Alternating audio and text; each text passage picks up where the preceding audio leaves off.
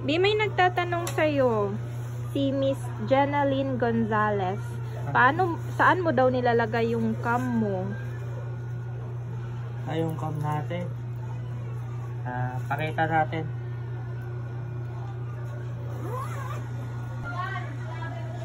Ito yung cam natin, ma'am. Insta360 X4.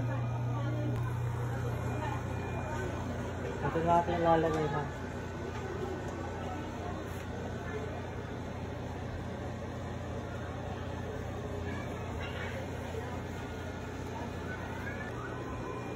Bali, ganito yung setup natin, ma'am.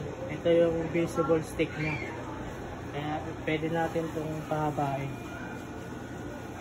Ganyan siya, ma'am. Bali, dito ako nag-edit sa apps, ma'am, ng Insta360 X4. Ito yung camera ko.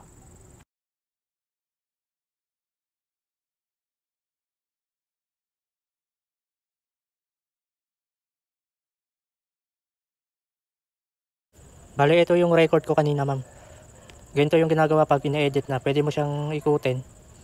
Nakikita mo yung buong paligid ng kalsada, ma'am. Yan, pwede mo siya i-adjust palayo yung camera sa'yo. Dito, ma'am, pwede ko makita yung namba-backstab sa akin sa likod. Wala naman sa harap ng backstab eh.